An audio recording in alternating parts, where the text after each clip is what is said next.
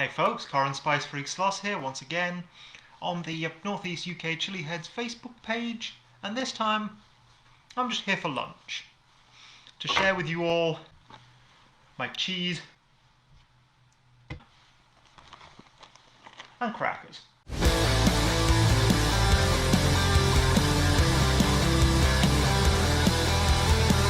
Now, I do have more than just these two cheeses.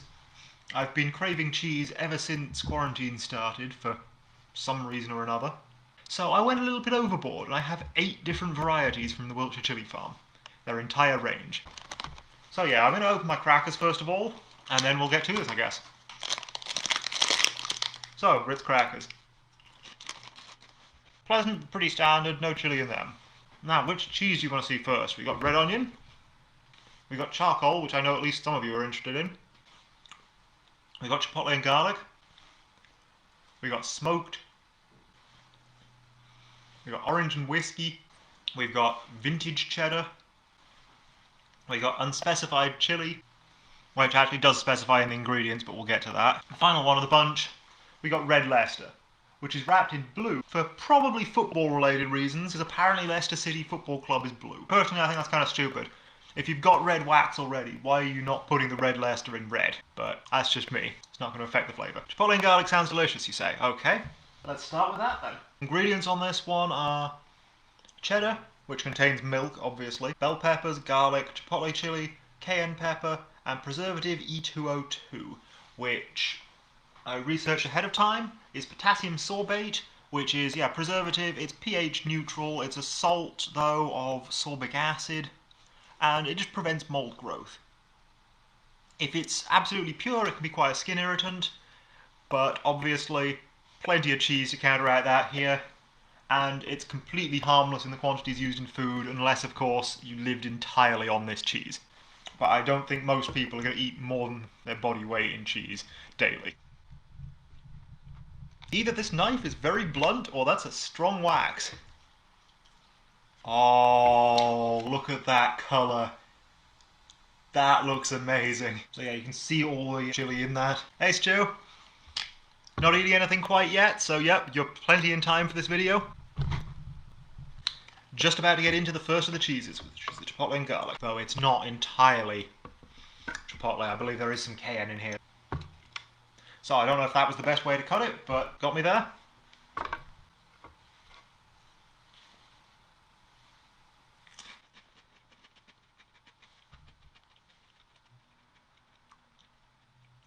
That is deliciously smoky. And not much heat up front, but there's a little bit in the throat afterwards. Very slow build in. I'd say the heat on that one's probably about a 2. It's towards the higher end of Chipotle products, but I mean, it's nothing beyond what you'd expect of Chipotle. It's more just very flavorful. Because that is so smoky. I'm going to have a little bit more of that one, and then I'll move on to one of the others. And this one I'm just going to have straight, forget the cracker. So I'm not getting a vast amount of the garlic, but I'm getting a bit. I wouldn't say that this is overly garlicky, but it's good and rich, and you can definitely taste that there's some garlic in there. Then again, overly garlicky to me is very, very garlicky indeed, so some of you might find that the garlic comes through rather more to you than it does to me.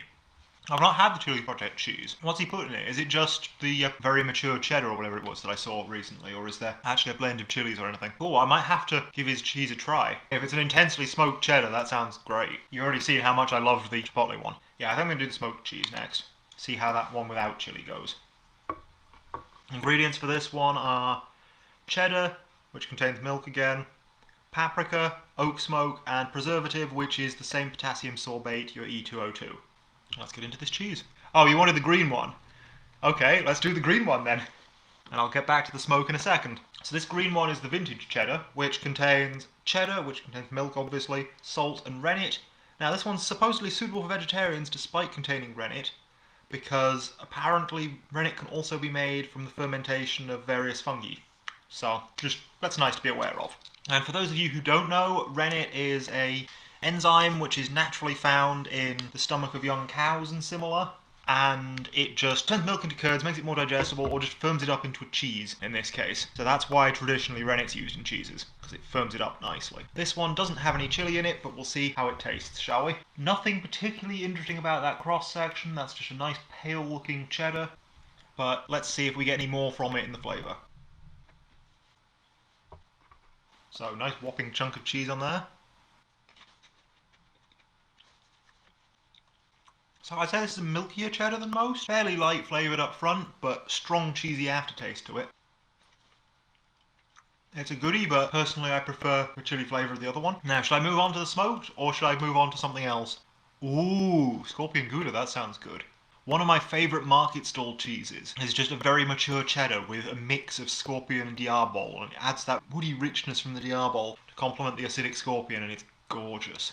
Actually, yeah, that's a point. I should get the sauce out for this one, because this is a slightly less interesting cheese in my opinion. Has a bit less going on than the one that already has chili in it. So yeah, let's take this, put it on a cracker, and I'll talk about the sauces that I've got today. What we've got here is their fruity chili sauce, which is brown sugar, cider vinegar, sultanas, apple juice, garlic, ginger, ring of fire chili, which is a type of cayenne, salt and spices. So not a vast amount of chili in that, it's only 1%, but the high sultana content has me interested, and probably means it'll be kind of chutney-like for going on cheese.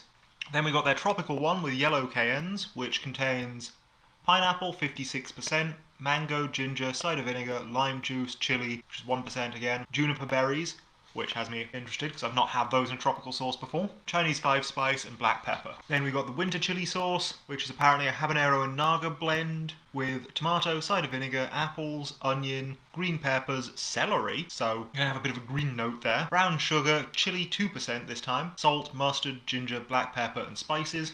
And then we have the only one of these I've tried before, their mango chili sauce, which is mango 33%, sugar, cider vinegar, onion, lime juice, garlic, habanero, chili, mustard, spices, and salt. But those spices are curry spices, so this tastes like a mango chutney in a bottle. I'm going to start off with the fruity sauce, I think, because it's the mildest of the bunch, and then work my way up, because that's the sensible way to do it, even though I'm pretty sure I can take 2% naga without any trouble. Yep, that smells rich. You can smell the vinegar in it, but it's sweetened vinegar, so it has that chutney kind of quality. And yeah, you can really smell the sultanas. So let's see how this one is. That's almost the spices from mulled wine, that. That is gorgeous. And I would have some more, but I've got 3 other sauces to try on this. So let's have some of the tropical next.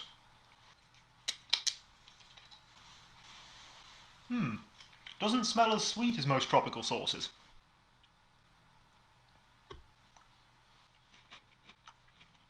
I should probably put a bit more of this on, because the cheese overwhelmed it a little. The juniper really comes through in this. It's not quite a citrusy sauce, but I don't know, it's not as sweet a pineapple sauce as most, despite the added mango and sugar. But yeah, I quite like this sauce. It's distinctive. It's not as sweet as most tropical sauces, but you get the black pepper, you get the juniper. To an extent you get the cayenne, but not to nearly the extent that you get those spices, I don't think. Yeah, let's carry on with this cheese for testing of the sauces, though. A milder cheese would still do it better, probably. So the next one is the winter chili sauce, which is habanero and naga chilies. So this is likely to be the hottest of the bunch.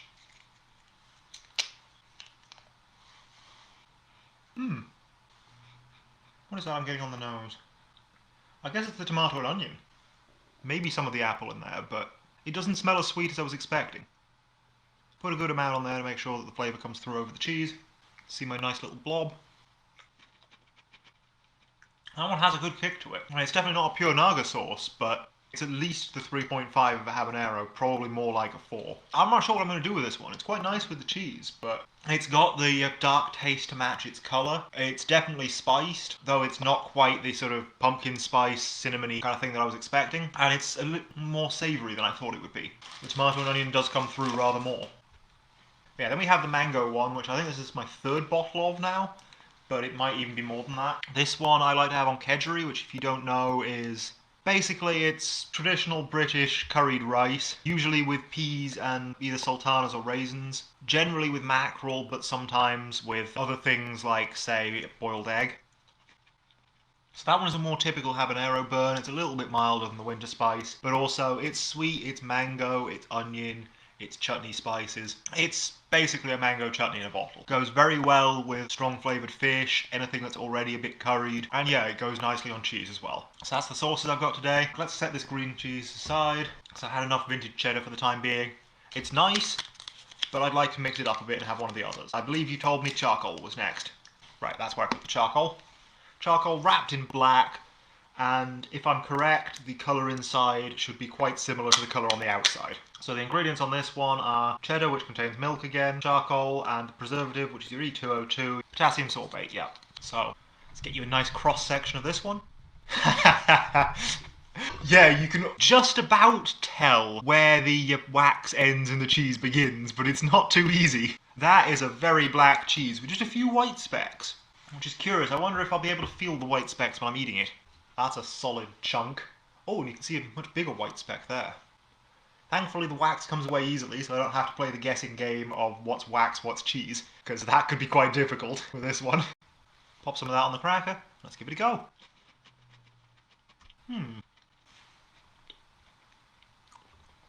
That looks almost like what you'd expect a moon rock to look like. That's how strange it is.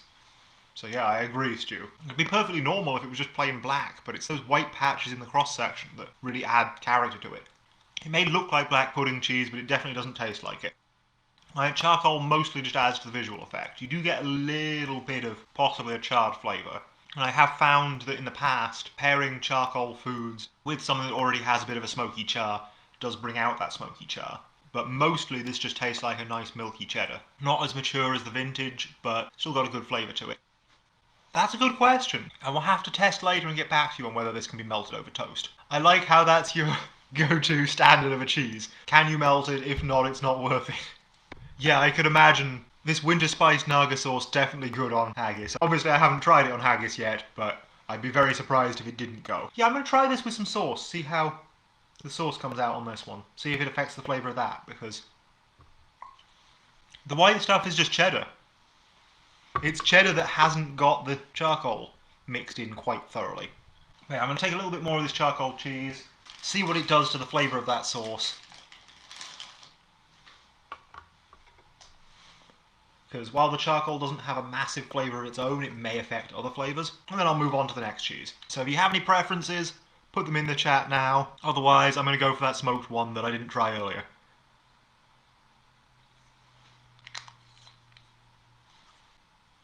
Got a good bit of sauce on there. Glad you made it, James. The charcoal is more about the looks than the taste, really. It doesn't have a big effect on the taste of the sauce, but it does look quite bizarre as a cheese. And really, it's just a nice milky cheddar. It's not nearly as different as it looks, but yeah, they are pretty good sized blocks, aren't they? Right, no one's specified what one to have next, so I'm going to go for the smoky. Ingredients are cheddar, which contains milk, paprika, oak smoke, and preservative, which is your E202, the potassium sorbate again. Right, I got up late, Stu. I've not eaten anything else today. That's why I'm not full. So this one's interesting. It's got a more orangey colour. So it's not so much yellowed by smoke, although I'm sure the smoke helps contribute, as it is coloured slightly reddish by the paprika. Whiskey one. Okay, whiskey one next. So there we go.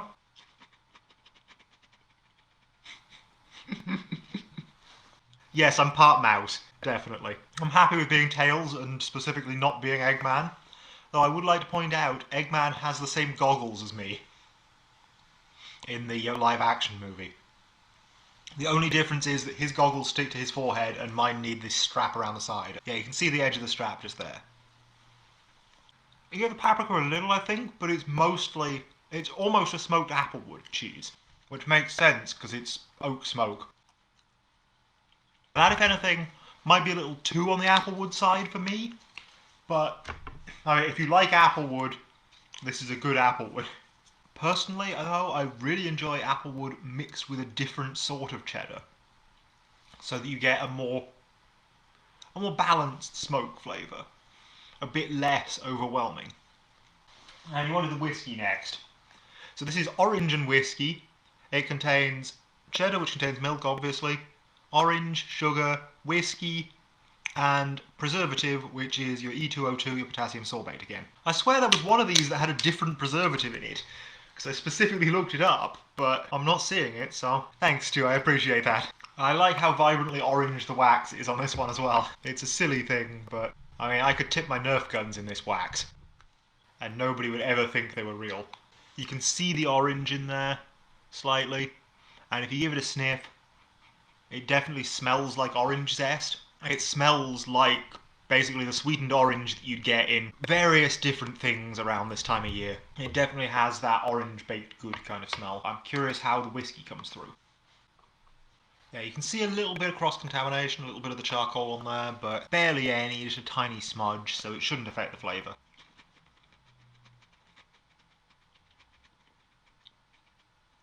I know, right? Whiskey cheese is... it sounds remarkable.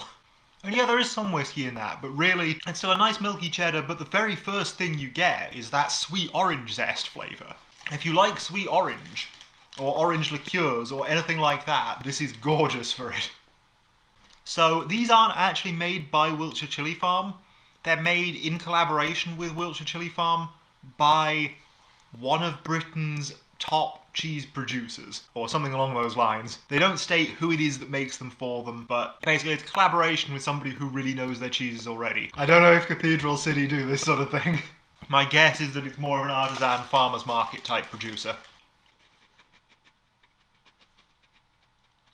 This is bordering on a dessert cheese. I'm going to have a little bit more of this and see how it goes with the fruity sauce. See if the orange and raisin go well together. Oh, and I appreciate the self-censorship in the chat, by the way. Come on. Come on, you can do it. I believe in you, Sauce. I mean, Cathedral City are good. As supermarket cheeses go, definitely one of the better ones by far. Don't get me wrong. Anyway, there we go. We got the sauce on there.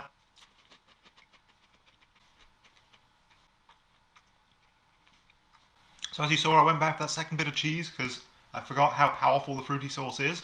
Definitely should have gone a bit lighter on it, but the flavour of the two, the orange zest coming through in that, and the sweet pickled raisins / sultanas in the fruity is gorgeous together. Though the fruity is just gorgeous on its own, and this cheese is really nice on its own as well.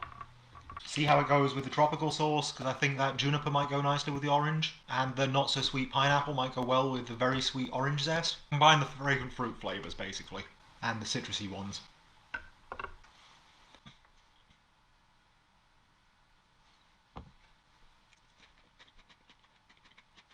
Yes, that is a gorgeous pairing.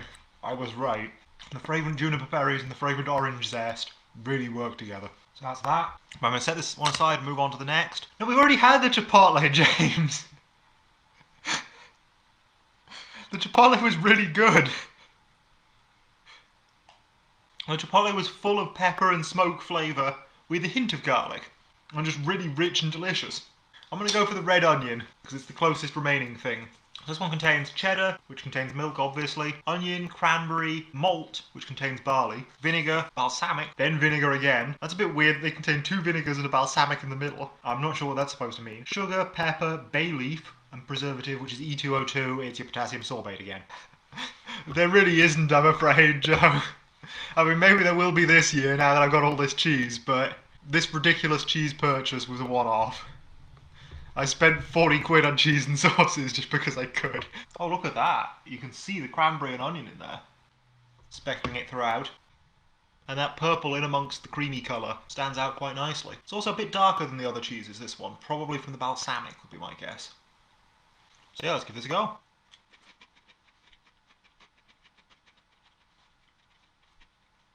Do feel free to start getting your suggestions for the next one in, by the way. The two I've got left are the generic chili and the red Leicester.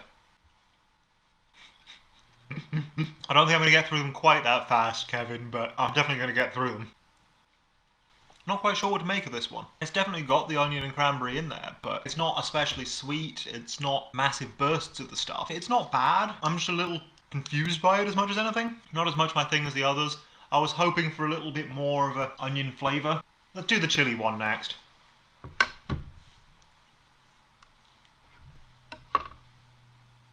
So, what does the chili one contain? Cheddar, which contains milk, bell peppers, chilies, cayenne pepper, and preservative, which is E2O2, your potassium sorbate again. What chili is this? It's unspecified generic chili and cayenne, a blend. Look at that though. That's good streaks of red in there. Those might just be the bell pepper, but even if they are, that's definitely going to add peppery flavour to the cheese. This is going to be basically a pepper jack, I bet. Well, the cheddar equivalent of a pepper jack, because pepper jack is very milky and cheddar's a bit less so. Though these are fairly milky cheddars that I've been having today. Well, that's a surprise. I was expecting this to taste like a pepper jack, but the flavour of the cayenne specifically, that sort of dry, slightly woody chili flavour, really comes through. That does not taste like your average chili cheese. Heat-wise, I'd say that's probably a 2.5. It's what you expect of cayenne. It's a little bit hotter than the chipotle, but not much. Has a decent kick for a chili cheese, but if you're used to a lot of chili, it's not going to faze you really. Personally, I prefer the chipotle to the chili cheese here, and I think I prefer normal pepper jack flavour, but at the same time, if you like the taste of cayenne, that is very cayenne. So it all comes down to what chilies you prefer, I think. So next up we have the red Leicester, the only one that isn't cheddar. Contains milk, salt, and keratin. Now, keratin is one of the proteins that makes up things like hair and nails. I do not know why it's in cheese. I did not manage to find that out when Googling, and it's new to me. Well, this is a hard cheese to cut through, so yeah, it may well be helping harden it. It may well be helping firm it up the way that the rennet was supposed to in the other one. And geez, look at that, that is orange. I think my camera's actually reducing the impact of the colour a bit because it doesn't look as strong on the screen. But that is seriously orange to me. And smells like a good strong cheese.